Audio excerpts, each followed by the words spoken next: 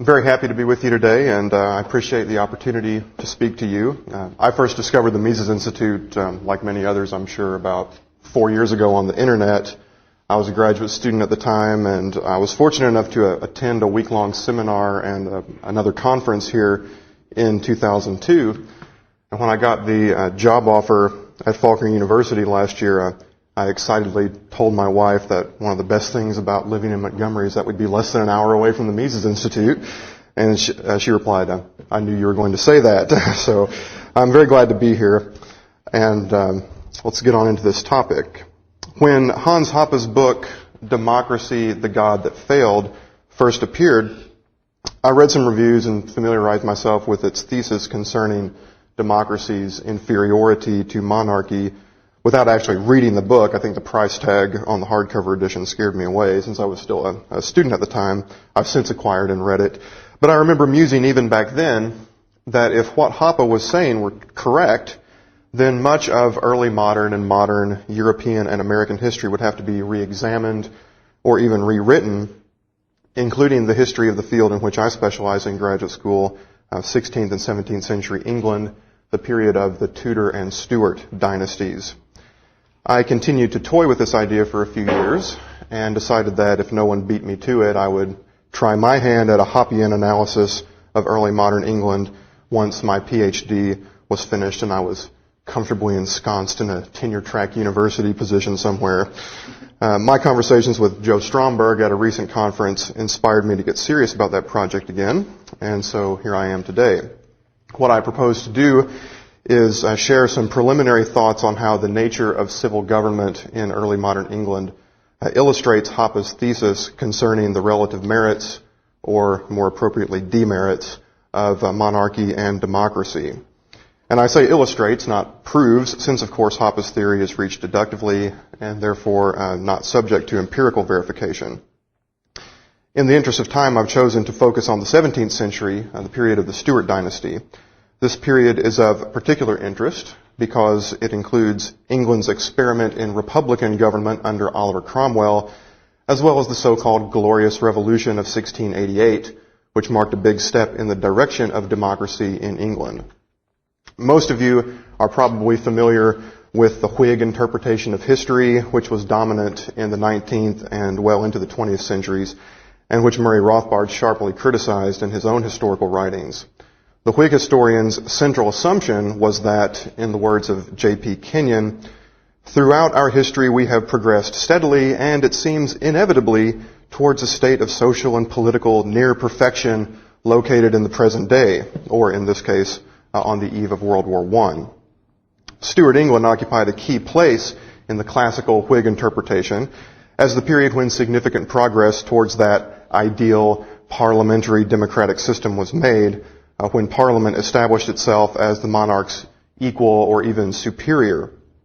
Two of the most famous works of the Whig school, namely Gardiner's account of the Civil Wars and Macaulay's treatment of the Glorious Revolution, deal with the Stuart period.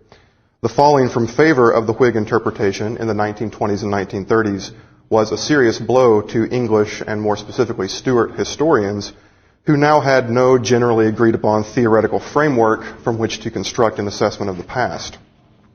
The orthodox Marxist interpretation, which like the Whig was teleological and linear in its approach, found some adherents but never became standard, and it has since been discredited even among mainstream historians. Although in recent years, the race, class, gender deconstructionism endemic in literature departments unfortunately has made some headway in the heretofore more sensible history departments, no overarching theory of history has yet arisen with the potential to replace the Whig interpretation and sweep the field of its competitors. To quote Kenyon again, instead of striding along a brightly illuminated high road, the historian now shuffles uneasily in a thick fog from one lamppost to another, the lampposts wide apart and eccentrically sited, and frequently shifting their position. Now, what's exciting to me about Professor Hoppe's theory is its potential to clear up some of the confusion in this field. It provides a framework within which we can more clearly evaluate important developments and events like the Glorious Revolution. At the same time, its non-teleological nature frees us from slavishly searching for predetermined outcomes such as the triumph of democracy or of the proletariat. Likewise, because Hoppe's thesis does not purport to explain everything, it leaves room for appreciation of other incentives that motivate historical actors, some of which may run counter to and even overpower the incentives Hoppe sees as being inherent in the structures of monarchical and democratic government. In the case of Stuart England, as we will see, religious conviction plays a very powerful role in this regard. The genealogy of the Stuart dynasty that I've passed out comes from the British monarchy's official website. And I hope it will help everyone keep up with the discussion today. I'll give a brief overview of each of the monarchs to establish a chronology of the period, and for those of you who are not familiar with the Stuarts. The first Stuart king of England was James I, who inherited the throne in 1603 from Elizabeth I, his first cousin twice removed. If you ask the man on the street what he knows about James, he will probably say something about the King James Version of the Bible, which was published in 1611. He might also tell you that James was homosexual, and given Professor Hoppe's experience, perhaps I shouldn't comment on how this alleged homosexuality might have affected James's time preference. In fact, the evidence for James's homosexuality is inconclusive, and there are solid grounds for believing that he was not so inclined. James's reign was largely a peaceful one by the standards of the day, and he might be judged the most successful Stuart king by Hoppean standards. Despite his strident defense of the divine right of kings, in practice he frequently negotiated with Parliament and otherwise acted in a prudent manner. Upon his death in 1625, James was succeeded by his second son, the first had died prematurely, Charles I. Charles ran into difficulties with Parliament in his early years over, what else? Money, and his frustration led him to dissolve Parliament in 1629 and attempt to govern without it, relying only on his traditional sources of revenue for the next 11 years. This effort was reasonably successful until Charles made a disastrous attempt in 1637 to impose the English Book of Common Prayer on the Church of Scotland. James and Charles were both King of England and King of Scotland simultaneously, although the two remained separate countries. The members of the Church of Scotland generally believed that the English prayer book skirted too closely to Roman Catholicism. The Scots revolted against this suspected popery and actually fielded an army which invaded and occupied the northern English counties. Charles did not have sufficient revenue on his own to raise an army to repel the Scots, and by 1640 he found himself compelled to summon a new parliament in order to secure the needed funds. Unfortunately for Charles, repelling the Scots was not the new Parliament's top priority. Many members indeed sympathized with the Scots' aims, and it demanded concessions from Charles before voting him any money. Charles angrily dissolved the body and called for new elections, which returned an even more resolute set of gentry determined to end what they viewed as royal abuses of prerogative.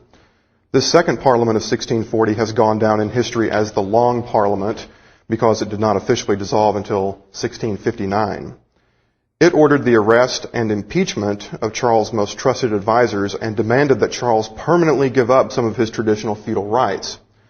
The inability of the two sides to reconcile led to an outbreak of civil war in 1642. The Royalists, or Cavaliers, and the Parliamentarians, or the Roundheads, clashed repeatedly, with the Scots occasionally intervening on one side or the other, until 1648, at which point the Parliament had triumphed. In January 1649, Parliament, now a rump purged of its moderate elements and under the influence of the charismatic general Oliver Cromwell, took its most radical step yet by executing Charles and abolishing the monarchy and House of Lords. This inaugurated an 11-year period known as the Interregnum, during which time England had a republican government under the leadership of Cromwell. This regime became unstable after Cromwell's death in 1658, and in 1660 a General Monk and his troops seized control of London and issued an invitation to Charles I's son, also named Charles, who was then living in France, to return to England and become king. This invitation was eagerly accepted, and Charles II was restored to the throne in triumph in 1660. Charles' reign was marked by several catastrophes, including war, outbreak of plague, the Great Fire of London, and the formation of the first political parties. However, none of them was severe enough to bring about his downfall. He died in 1685, leaving behind 13 children. Unfortunately, they were all illegitimate, and thus the succession devolved on his younger brother, who became James II. James appeared to be in a very strong position on his accession, despite his publicly avowed Roman Catholicism, which had occasioned alarm in Parliament during the latter years of Charles II. Both his daughters, already adults by that time, had been raised Protestants and were next in the line of succession, and the general feeling was that James, who was already old by 17th century standards in his mid-50s, would not be around long enough to cause any lasting problems. However, within 3 years, he had alienated Parliament by, among other things, attempting to form a permanent standing army and claiming the authority to suspend any law that displeased him, such as the ban on Roman Catholic office holders, at any time. The final straw for committed Protestants came in 1688 when James's second wife, Mary of Modena, gave birth to a son who would undoubtedly be raised as a Roman Catholic, thus raising the prospect of an endless succession of papist kings. The result was the Glorious Revolution, in which leading bishops and Whigs issued an invitation to James's son-in-law and daughter, William of Orange and Mary, the rulers of the Netherlands, to come to England with an army and save the country from the tyranny which threatened it. They agreed to do so, and encountered little resistance, James having lost his nerve and fled the country before testing his luck on the battlefield. This is another reason why the revolution was considered glorious. In addition to the fact that the Whigs won, there was virtually no bloodshed. William and Mary were declared king and queen by Parliament, but from this point on it was quite clear that Parliament was to be the senior partner in government, the body to whom the joint sovereigns owed their position. Mary died in 1694, followed by William in 1702. They were childless, and at that time Mary's younger sister Anne, also childless, became queen and reigned until her death in 1714. James II's son, James Francis Edward Stuart, was still living in exile at that time, but Parliament refused to allow the crown to pass to him, opting instead to offer it to George, the Elector of Hanover, who was the grandson of Charles I's sister Elizabeth. George, who could not even speak English, accepted the offer and became George I, the first English monarch from the House of Hanover, which still occupies the British throne today under the name of Windsor. They changed the name during World War I because Hanover sounded too German. So much for the overview of the chronology of Stuart England. I would now like to point out some specific developments of the period which I believe illustrate Hoppe's theory of monarchy and democracy. Hoppe characterizes a monarchy as a situation in which the state and its attendant monopoly of violence are privately owned by the monarch. This was essentially the case in the England of 1603, even though the precedent had been established during the course of the Middle Ages that Parliament had to approve any new tax before it could be lawfully collected. The English, over time, had developed the quite sensible belief that under normal circumstances, the king was to live of his own, that is to say, provide for the expenses of government from his own pocket. Taxes, with the exception of customs duties, were only to be levied in extraordinary conditions such as war. Thus, the summoning of Parliament traditionally had been received throughout the realm with trepidation and suspicion because it was perceived to have few other functions than that of raising taxes. One of the reasons the reign of Elizabeth I was considered a golden age is because she hardly ever summoned Parliament. As was customary in the era, Parliament voted to grant the traditional customs duties to James for life upon his accession, but he was expected to make do with no other tax revenue in peacetime. James did have other sources of income, in addition to his revenue from the crown lands, along with revenue from fines and forfeitures. He enjoyed several incidents of feudal overlordship. Among these were wardship, which was the right to take custody of estates whose owners were considered ineffectual. For example, they were minors or widows or lunatics or something like that. And then he also has the right of marriage, which is the authority to arrange the marriages of the heirs of these estates that he has taken into custody. And normally he would, be compensated for this by whoever gets to marry the heir to the estate.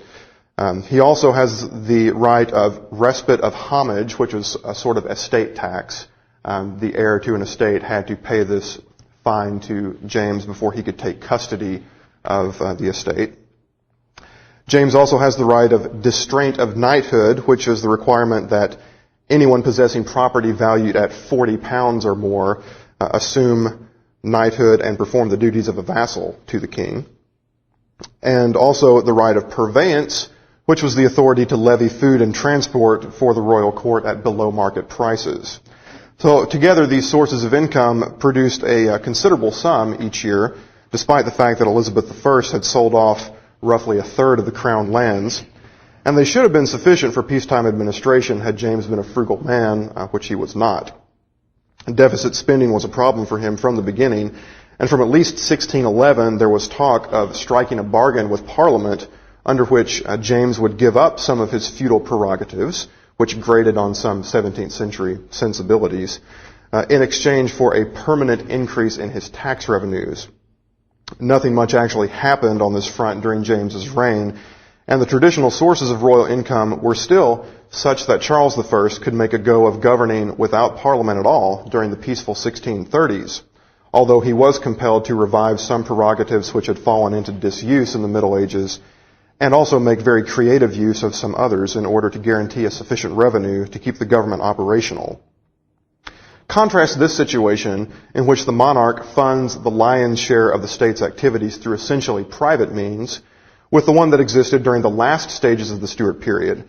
In the latter case, William III was almost entirely dependent on Parliament, not only for wartime financing, but also for the normal expenses of the government and even of his own household.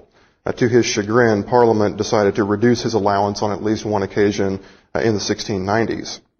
This change in the primary source of government revenue dated from the 1640s and remained entrenched even after the Restoration in 1660.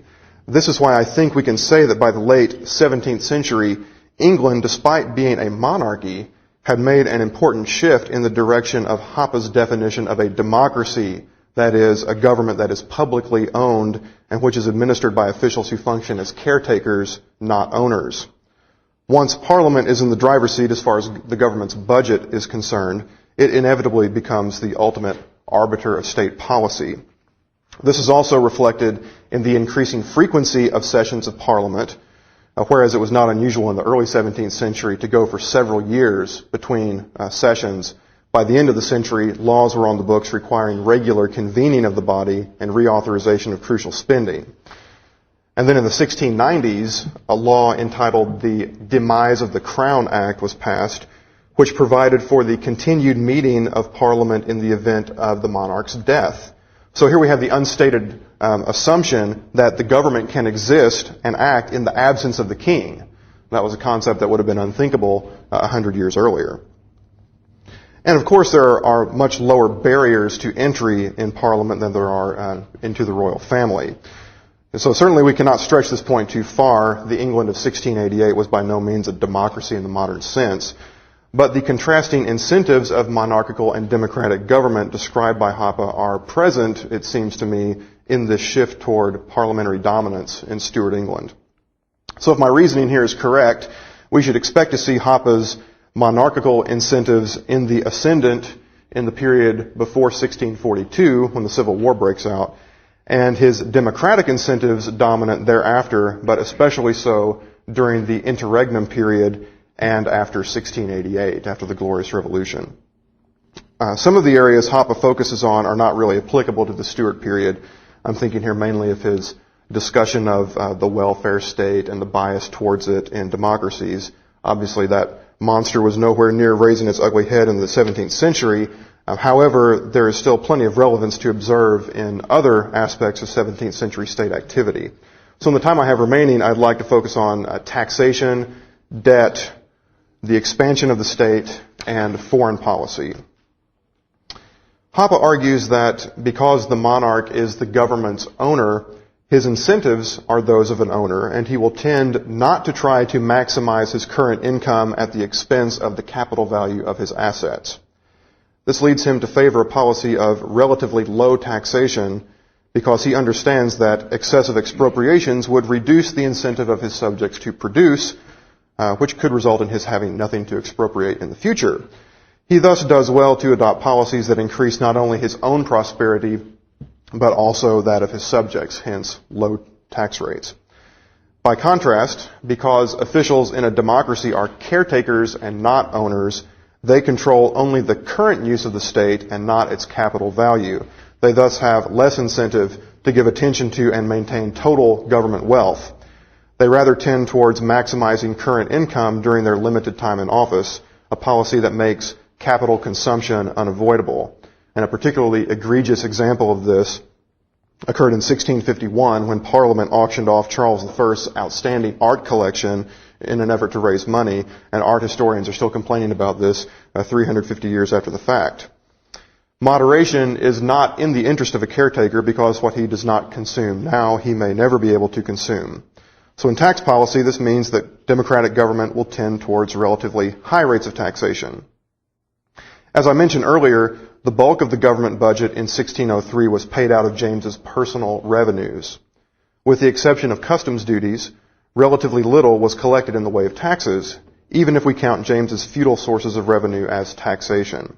He did occasionally request, and less frequently received, subsidies from Parliament. And in the 17th century, the word subsidy has a specific meaning. It was a kind of property/income tax, the assessment of which was based primarily on the realized rental value of one's land.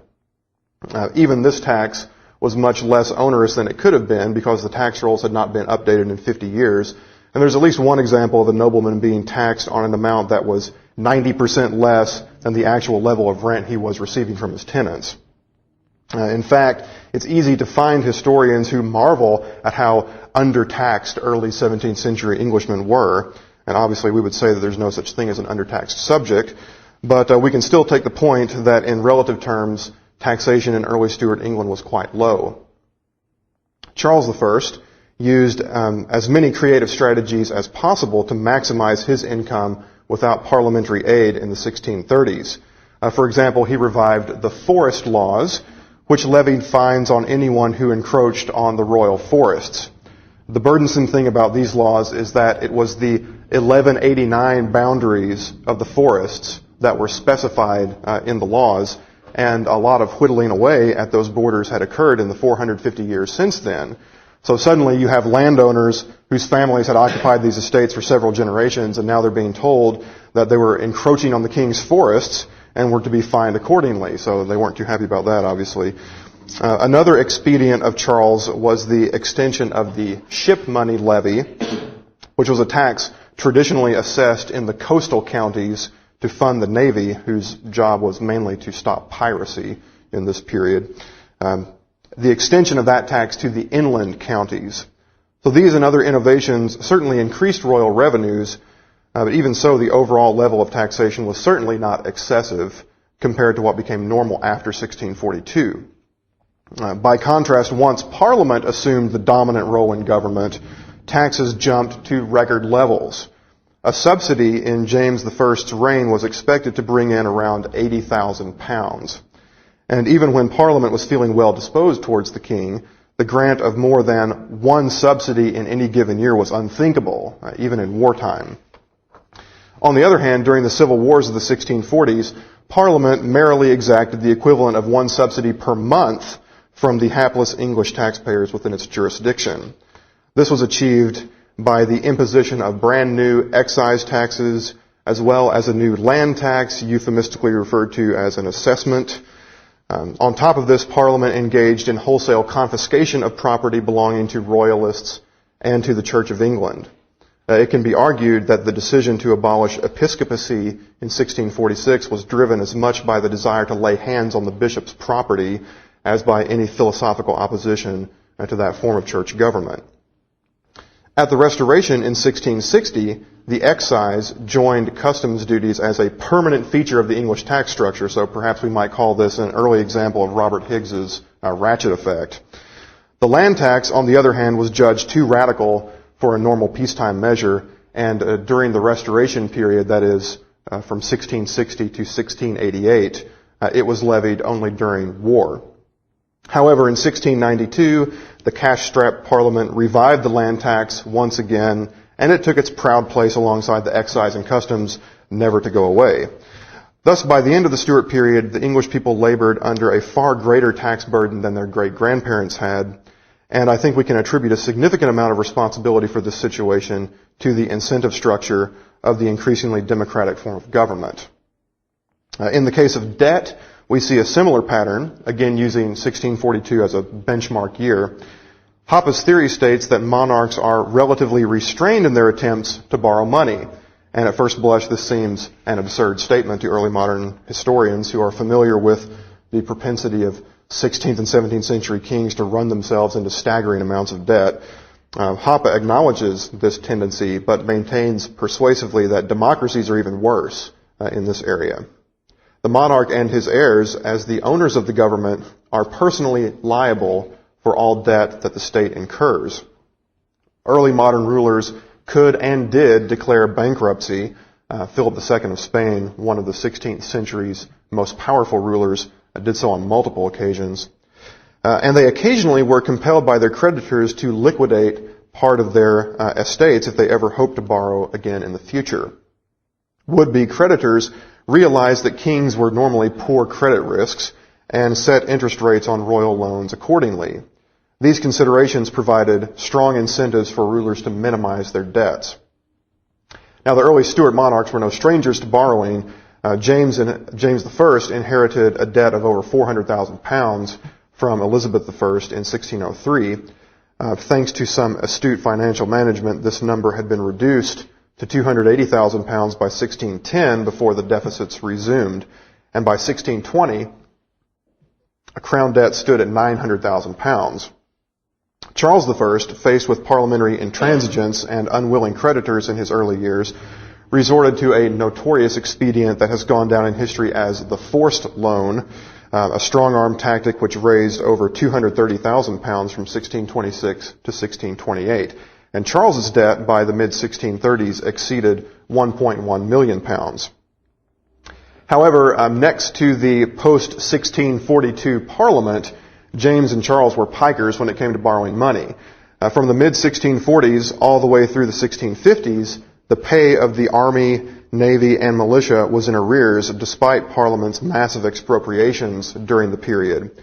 And by 1658, the government had run up £1.5 million of new debt and was operating with an annual deficit of nearly £500,000.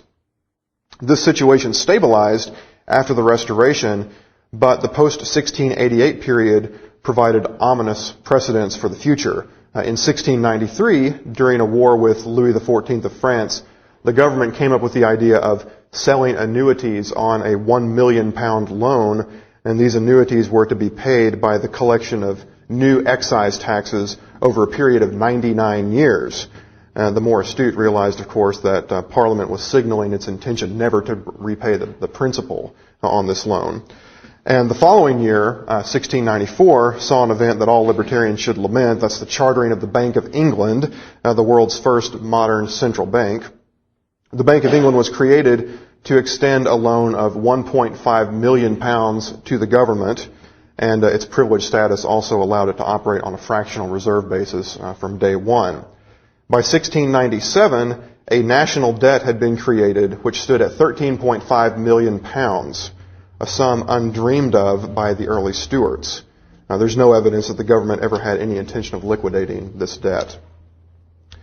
According to Hoppe, this sort of behavior should not surprise us, since democratic office holders and their heirs are not personally liable for the debts they incur on behalf of the government.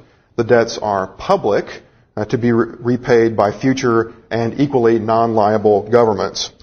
This fact removes most of the incentives towards restraint in borrowing that weighed upon monarchs. It is true that in the case of late Stuart England, we do not have a nice and neat example of this because the king was still considered to be nominally responsible for the government's operations and expenditures. Still, Parliament was in ultimate control of the budgetary process, and there was an implied parliamentary guarantee where the debt was concerned. By way of analogy, William III in the 1690s was in a situation similar to that of a child who receives a weekly allowance from his parents. it's understood that the parents are ultimately liable for any debts their adolescent children incur, and Parliament was in this position vis-a-vis the king. So I think we can view Stuart England's explosion of debt through this Hoppean lens. As you probably surmised, higher taxation and greater debt go hand in hand with growth in the size of the state, and Hoppe's theory leads us to expect this development in the case of Stuart England. Hoppe states that a monarchical system of government creates a sort of class consciousness among the subjects. Those who have no hope of entering the royal family through marriage or of receiving patronage from the king normally adopt a posture of opposition to any attempted expansion of state authority, since they cannot personally benefit from such a development.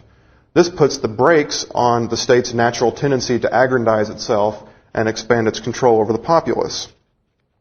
By contrast, in a democracy where few barriers to entry into the government are present, that class consciousness erodes as more and more people see a potential personal benefit from the growth of the state.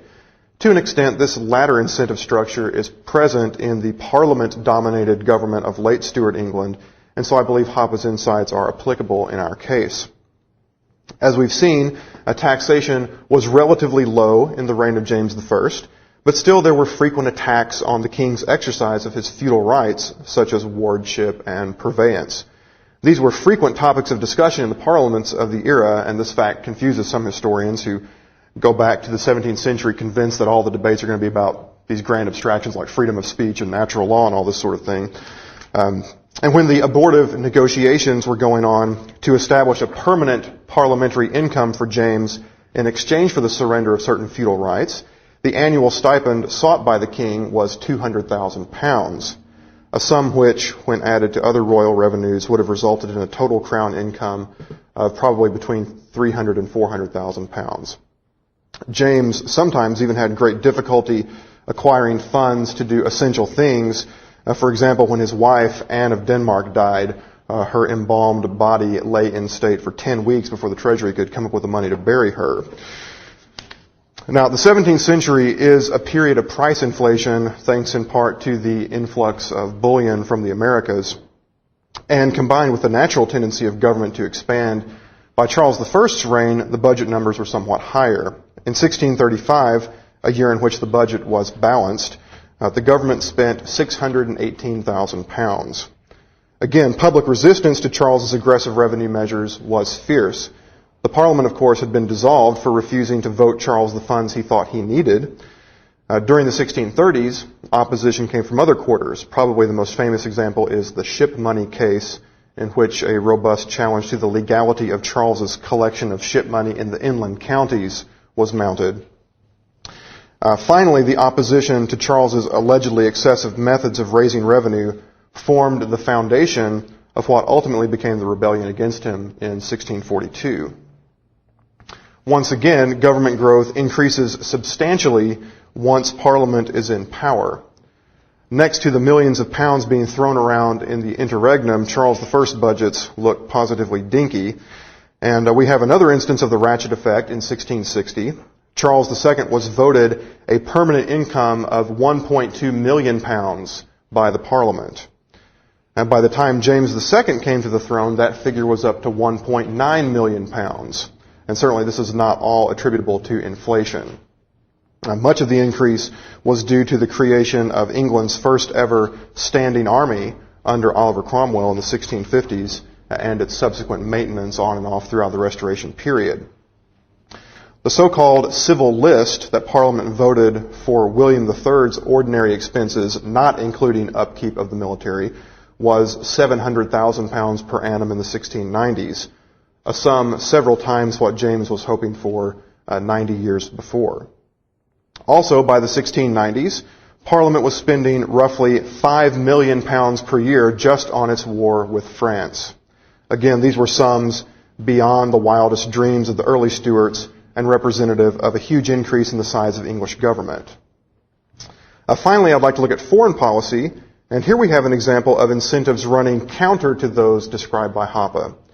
Hoppe argues that the class consciousness present in a monarchy leads to a more restrained foreign policy, and the reasoning is that although monarchs are naturally expansionist, their subjects view foreign policy as the ruler's private affair and are unwilling to pay the taxes necessary for financing wars. Instead, the monarch finds it expedient to acquire new territory through predominantly marriage alliances. Democratic office holders do not normally have this option because they are only caretakers, and war is the most likely strategy for permanent acquisition of new territory and its attendant expansion of the tax base. The people in democracies are more likely to condone war if they believe that this enlarged tax base will bring them personal benefits. However, we find that in Stuart England, a powerful incentive not described by Hoppe, namely religion, exercised an important sway over the subject's view on foreign policy. To a large degree, Protestantism defined the early modern English identity, particularly after the epic wars with Spain, of which the most famous incident was the attempted invasion of England by the Spanish Armada in 1588. This war lasted for several decades in the late 16th century. Englishmen who considered themselves good Protestants were not satisfied unless hostilities with some Roman Catholic country were ongoing. Thus, James I's signing of a peace treaty with Spain in 1604 was hugely unpopular, as was his attempt to marry his son to a Spanish princess in the 1620s. When the 30 Years' War broke out in 1618 in the German states, public opinion demanded that James send military assistance to his Protestant son-in-law, Frederick, the Elector of the Palatinate, against the Austrian Habsburgs who were Catholics. And all this was despite James's reluctance to do this. When Charles I came to the throne, England had been pressured into war with Spain again, and the peace, when eventually negotiated, was roundly condemned. So we have a situation here where James and Charles, by and large, preferred a peaceful foreign policy, but were pressured into war by their subjects. In this case, the incentives Hoppe describes as influencing a monarchy's subjects were overpowered by a contrary impulse based on religious doctrine and sentiment. However, attention to Hoppe's theory will prevent us from being surprised when we learn that despite its insistence that England go to war with 17th century Europe's great powers, Parliament proved reticent to appropriate the funds necessary to maintain a respectable war effort, particularly in the case of the Spanish War of the 1620s. And one of Charles's chief grievances that led him to dissolve Parliament in 1629 was this lack of parliamentary assistance in fighting a war that Charles himself had never been that interested in the first place. Now, after 1642, wars became an even more regular feature of English foreign policy, and their scale increased as well. I'm sure many of you are familiar with the so-called Wars of Commerce against the Dutch between 1652 and 1674, which were waged by both Cromwell's interregnum regime and Charles II, and religion is not really a factor here since both the English and the Dutch were Protestants. But we also find Cromwell in the mid-1650s deciding, based on his religious beliefs, that England had to go to war with someone, and the only question was, who will we attack, France or Spain? You know, we have to fight one of them, as his religious beliefs are dictating this policy. And then, of course, the wars against Louis XIV in the late 17th century were the largest yet, responsible for huge increases in government spending and borrowing, as we've already seen.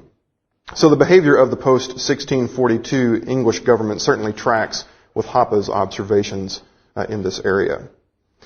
During the Stuart period, therefore, we are able to see the conflicting incentives inherent in the monarchical and democratic systems as described by Hoppe.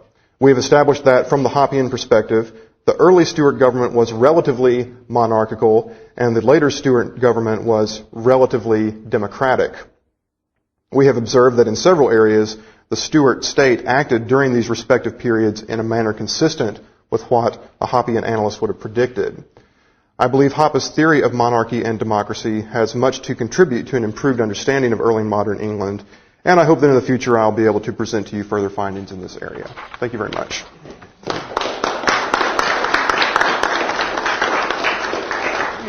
Some time for a few questions here. Okay. I was interested in the, brought up at the very beginning, the missing element of welfare during this period. And I guess you wouldn't expect welfare to be a pressing issue if you've got a prosperous country and then you adopt democracy. You don't have a big demand for welfare until the state screws things up with taxes and wars initially. But I was wondering when the topic of the poor laws, something that we see a lot of in the 19th century, when did the issue of the poor laws start becoming an issue? The poor laws actually date to the 16th century. There's some very limited assistance, particularly in the London area, to the poor that's given by the government during the reign of Elizabeth. But that is always a very limited extent. And of course, as Hoppe would say, the reason that we don't see a big emphasis on welfare during this period is because the people who would be receiving the welfare, cannot influence the government in any way in terms of voting or whatever. So it's not really until the late 19th century, early 20th century that we start to see a big expansion of that push for a big expansion of those kind of welfare payments to the low income. But the poor laws themselves actually go back to the 16th century, just on a very limited scale, and it was motivated more by the idea of Christian charity. We've got to help these people, and also it was kind of an unsightly thing for these people to be milling around begging in the capital city and that kind of thing. Any other questions, Joe? Yeah, since the end of your period, did you have a chance to look at the incentives for the Treaty of Union with Scotland? I have not. That's going on. You said the Treaty of Union? Yeah. That's 1707, I believe, 1708. No, I have not really looked into that very closely, but certainly that would be something interesting to see whether any of these kinds of incentives are at work. But I can't speak specifically to that at this point. Another thing that sort of comes up in a historical context, I think, in line with the general story that you're saying here, is the idea of the colonial trading companies, East India Company and several others. At this time, there was a transformation from companies which were basically cooperative unions of traders working together on joint projects. And then all of a sudden, after this, the companies become colonial powers with their own military and navies and things of that nature. And that transformation occurs about the same time as you get the transformation in government. Right. I think the East India Company is chartered in 1603, 1604, right about the time that James comes in. And one of the things that I didn't mention was the monarch's traditional right of granting monopolies. And so in the 16th and 17th century, the gentry, Parliament's always complaining about, the soap monopoly, or of course the British East India Company from the very beginning had a monopoly on trade that was royally, granted with the East Indies. And those are, but that transformation of kind of the beginnings of the joint stock corporations and that sort of thing, that's tracking right along with this, and I don't know exactly if you can tie that into what I was talking about today specifically, but that would be interesting to dig into that a little further.